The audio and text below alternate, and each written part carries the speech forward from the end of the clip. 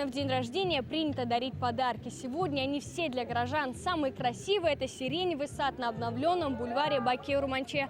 Уже через год это место будет не узнать. Оно расцветет и наполнится красками, причем во всех смыслах. Здесь благоустроили пешеходные и велосипедные дорожки, уложили плитку, установили освещение. Бульвар уже успел полюбиться жителям, а его визитной карточки в сиреневом саде нижнекамцы начали слагать стихи и писать картины. Она ароматы вдыхала, куст обнимала, а средний на ушко шептала. Ее поздравляла, много любви, добра, счастья ей пожелала. Мы сегодня запечатляем сквер имени Бакир-Манче. И вот сейчас я рисую. Я буду использовать желтые, оранжевые тона, чтобы показать именно осеннее настроение.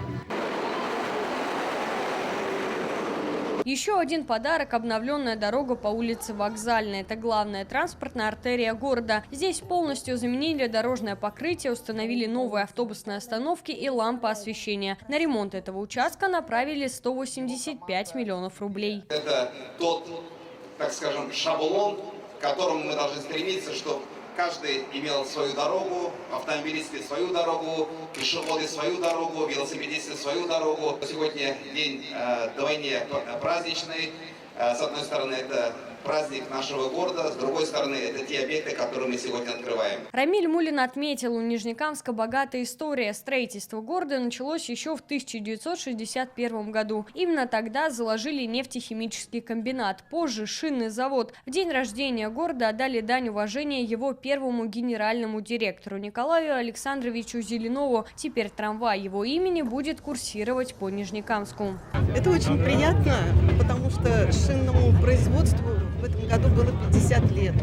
И такой руководитель, как Николай Александрович, внес очень-очень большой вклад в это производство и в жизнь города. Сейчас город – крупнейший центр нефтехимической промышленности. Здесь сосредоточена почти четверть всей производимой в Татарстане промышленной продукции. В городе проживают порядка 235 тысяч человек, и они сегодня главные участники праздничных мероприятий. Центральный городской парк «Семья». Его открыли к 50-летнему юбилею Нижнекамска. Спустя время он также неразрывно связан с днем рождения города. Сегодня, в 57-летие Нижнекамска, этот парк остается главной праздничной площадкой для народных гуляний. В парке сегодня как никогда многолюдно. Здесь проходит ярмарка мастеров, экологические фестивали, работают спортивные площадки. Праздник нам очень понравился, все очень красиво, все обдуманно и для взрослых, и для детей. Очень сильно, наверное, я хотел пожелать это здоровье, как бы самое главное.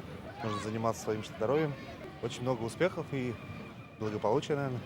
Праздник сегодня охватил весь город. Работало более 10 площадок. Кульминацией станет большой концерт, который совсем скоро начнется на этой сцене. А его главными звездами российская поп-группа «Отпетые мошенники». Вместе с ними под мотивы известных песен сотни горожан в очередной раз признаются в любви к родному Нижнекамску. Алена Струминская, Александр Лихачев, ТНВ, Нижнекамск.